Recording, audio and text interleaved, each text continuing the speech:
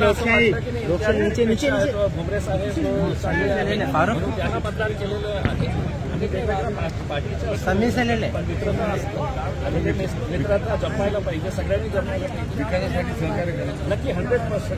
जेव्हा त्यांनी मला कॉल केलं तर मी तुरंत त्यांच्याकडे पळून जाणार.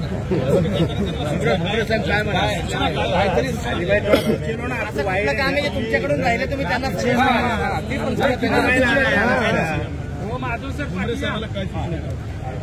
संसदेत कसं काम करायचं भुमरे साहेबांना भुमरे साहेब म्हणजे एक्सपिरियन्स्ड आहे, इतके वर्ष मंत्री होते आणि असं नाही आहे की म्हणजे काही वेगळ्या सिस्टम्स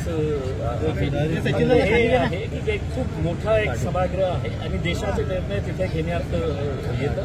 आणि माझी अपेक्षा हेच आहे की या जिल्ह्यामध्ये खूप काही करण्यासारखं आहे.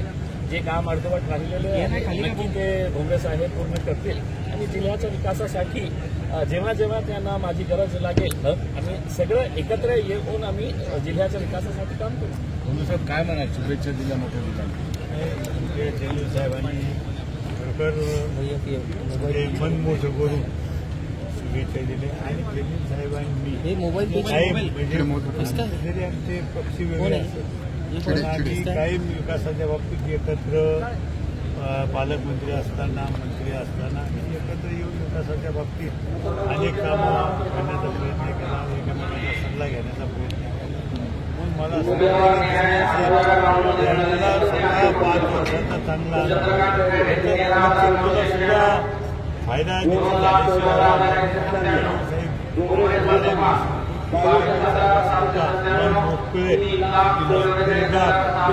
आतापर्यंत पाहिजे आजच ते बोलत मी निवडणुकीच्या काळात सुद्धा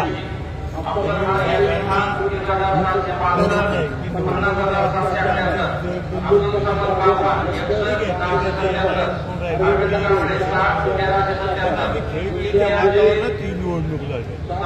आज जी थोड असती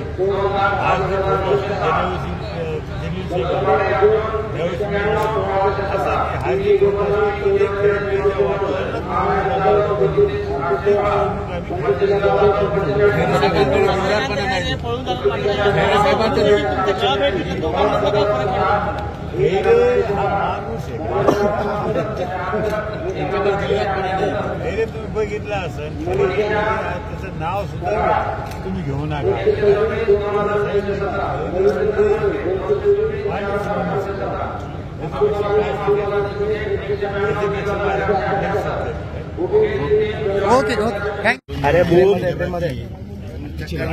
मला वाटतं सगळ्या मतदाराच्या आशीर्वादानं मी जे काल बोललो बोला बोला बाहेर बाहेर बाहेर तुम्ही बोलणं सुरू केलं बोला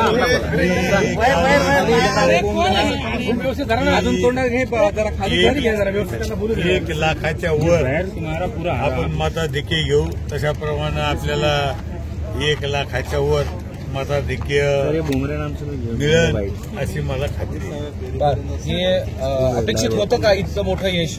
मी पहिल्यापासून आपल्याला सांगत होतो की संभाजीनगर छत्रपती संभाजीनगरची जागा ही धनुष्यबाणाची येणार आहे हे मी पहिल्यापासून सांगतो. कॉन्फिडन्स कुठला? ते मतदाराच्या भरोश्यावर, कार्यकर्त्याच्या भरोश्यावर. कारण मतदारांनी ठरवलं होतं की यावेळेस धनुष्यबाणाच्या उमेदवाराला निवडून द्यायचं. महायुतीच्या नेत्याचा आशीर्वाद, सगळ्याचा कार्यकर्त्याचा आशीर्वाद, मतदाराचा आशीर्वाद, त्याच्यामुळे हे सगळं शक्य झालं. त्यांच्या देवाने तुम्हाला तारलं असं म्हणायचं का? नाही, त्यांच्या देवाना ते 3ऱ्या नंबरला गेले. मला काय म्हणायचं की जे वल्गना करीत होते, ज्यांनी वैयक्तिक आरोप केले, आज त्यांची परिस्थिती 3ऱ्या नंबरला गेली. कारण इम्तियाज जलील साहेब 2ऱ्या नंबरला आहे आणि खैरे साहेब 3ऱ्या नंबरला आहे. मला काय म्हणायचं आता तुम्हाला किती लीड आहे आतमध्ये नेमकी? आणि मला सांगायचं की लीड मला 1.25 लाखाच्या पुढे असेल. हे आता 2-3 फेऱ्याची हे घ्यायचे राहिलेली आकडेवारी, पण 1.25 लाखाच्या पुढे लीड आहे. 100%, 1000% कुठलीही अडचण.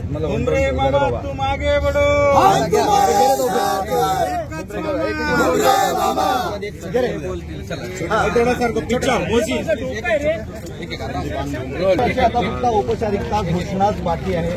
काय आता मला काय